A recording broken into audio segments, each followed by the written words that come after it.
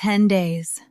That is how close we are to the most significant planetary conjunction of this millennium so far.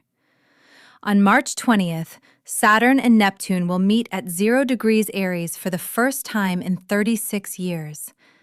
The last time was 1989. The Berlin Wall fell. The Cold War ended.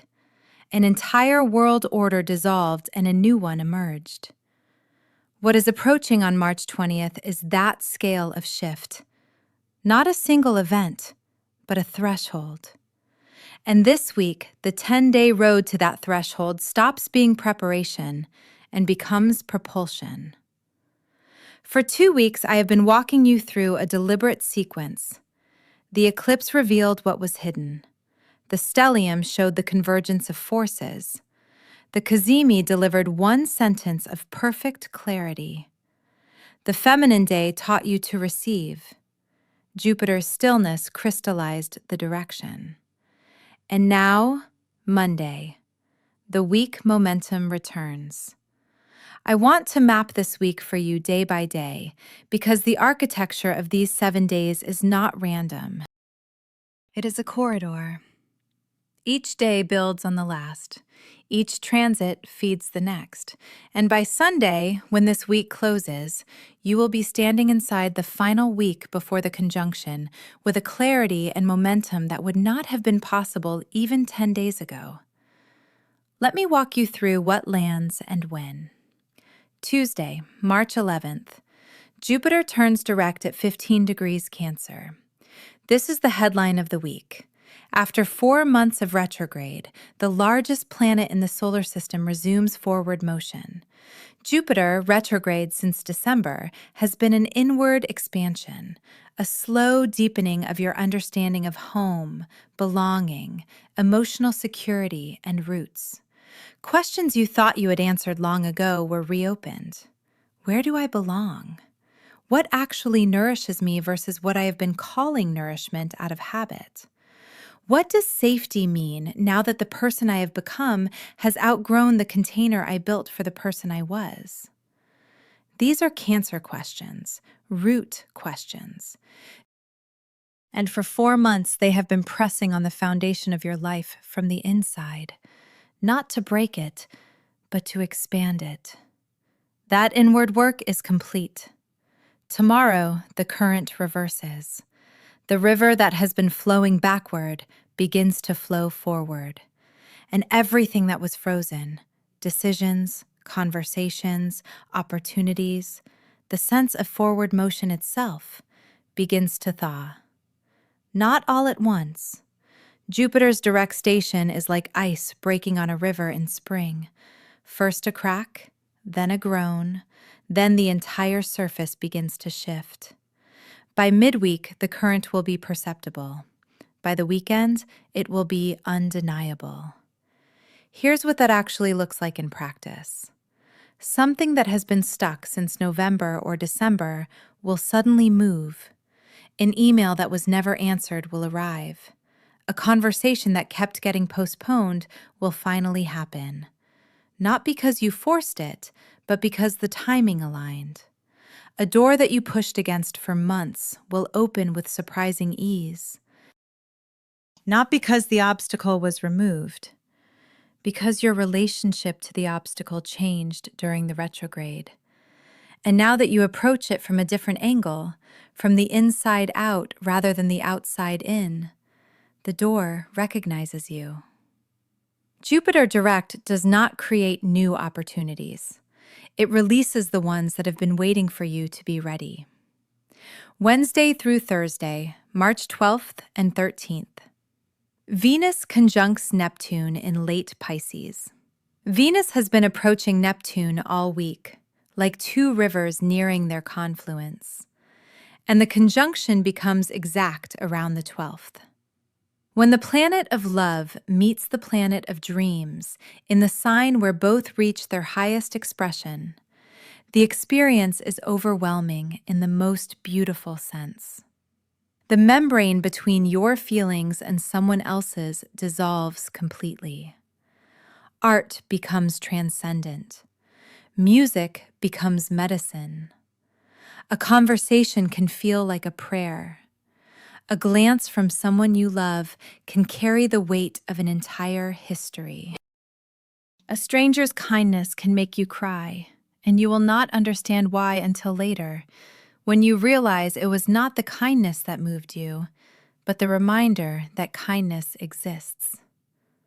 This is the most romantic, the most creatively fertile, and the most spiritually open transit of the entire month. If you are an artist, these 2 days are your cathedral. If you are in love, these 2 days are your anniversary, regardless of the calendar. If you are grieving, these 2 days may bring the tenderness you have needed to finally let the grief do its work. Venus-Neptune is not selective. It amplifies whatever is in the heart. Joy becomes ecstasy, longing becomes ache, beauty becomes unbearable. The emotional volume is at maximum, and the only healthy response is to let it flow rather than trying to control it. But Venus-Neptune also carries a shadow, and honesty requires naming it. When the membrane dissolves, the capacity for illusion also peaks. You may see someone as they are, or you may see them as you desperately want them to be. The difference between devotion and delusion becomes paper thin. The action during Venus-Neptune is to feel everything fully while holding one question gently in the background. Is this real, or is this beautiful? Sometimes the answer is both. Sometimes it is not. Mercury retrograde, still active through the 20th, provides the necessary caution. The mind is still in revision mode. It is still checking the drafts. And the drafts are there to protect you from signing a contract with an illusion, no matter how gorgeous the illusion feels. Friday through the weekend, the final week before the conjunction begins. Saturn and Neptune are now within 2 degrees of exact. You can feel the gravitational pull, even if you cannot name it. A heaviness, not depression, not sadness, weight.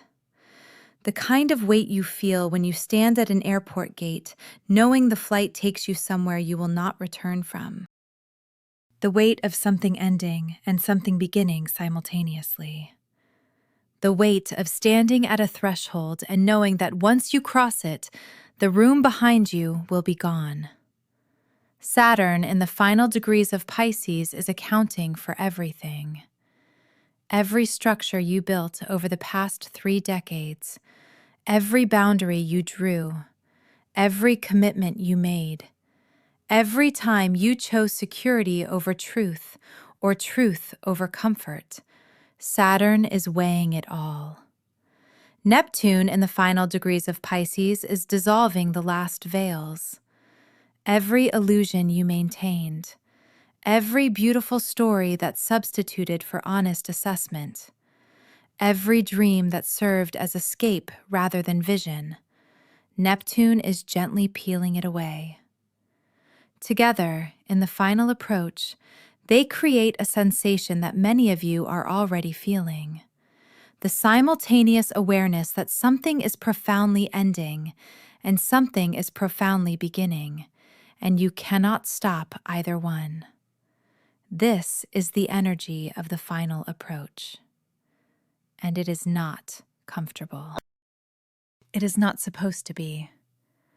Thresholds are inherently uncomfortable because they require you to be in 2 places at once, 1 foot in the old, 1 foot in the new. Neither fully arrived nor fully departed. The discomfort is not a problem to solve. It is a signal that you are exactly where you need to be. Now, beneath all of this, Mercury retrograde continues its final pass. Day 13 today. The retrograde began on February 25th and stations direct on March 20th. We are in the final third. And the final third of a retrograde feels fundamentally different from the first. The fog of the opening week is gone. The chaos of missed messages and derailed plans has settled. The blinding clarity of the cazimi has softened into steady, quiet insight. And now Mercury is moving back through degrees it has already visited twice, picking up the last pieces of information you need before the conjunction. Think of it as a final walk through a house you are about to leave. One more room to check. One drawer to one more room to check. One drawer to open. One thing you left behind that you will need in the new place. Mercury's final week of retrograde is that walk through that last room. Do not rush it. Do not tell yourself you have already found everything. The thing you find in that last drawer may be the most important thing you carry through the conjunction door. It may be the memory you need, the insight you overlooked, the name of the person who belongs in the next chapter. Sit with that for a moment. The paradox of this week is productive. Jupiter says go. Mercury says wait.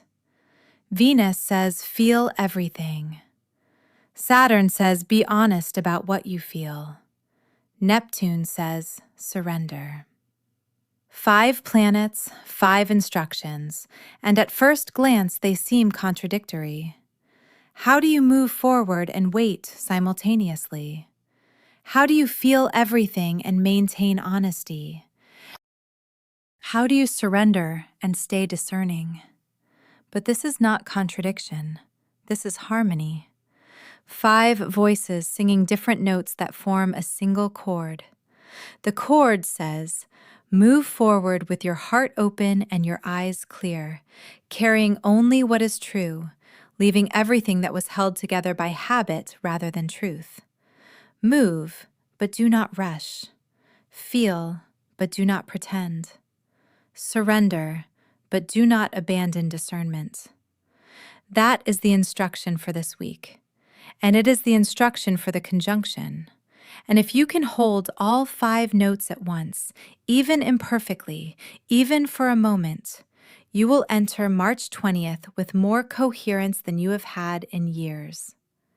Here's what that looks like for each sign. 1 action to align with the returning momentum. Aries. Jupiter turns direct in your 4th house. Home begins to move. Something about your living situation, your family dynamic, or your sense of roots shifts forward this week. Your action. Make 1 change in your physical space that reflects who you are becoming, not who you were. Taurus, your 3rd house. Communication accelerates. Words you have been holding begin to flow. Conversations that stalled become possible. Your action. Send the message you have been composing in your head. This week, Mercury's caution and Jupiter's momentum create the exact conditions for honest speech. Gemini, your 2nd house. Value and resources begin to expand outward. The internal reassessment of your worth is complete. Now comes the external alignment. Your action. Name your price. Whether for a service, a project, or your attention, state what you are worth this week without apology. Cancer. Jupiter direct in your 1st house. This is your week. The expansion that has been building since last summer becomes visible now. People will notice something different about you. Let them. Your action. Show up somewhere this week as the version of yourself that grew in the dark. Do not explain, just be. Leo, your 12th house. What grew invisibly begins to influence visibly.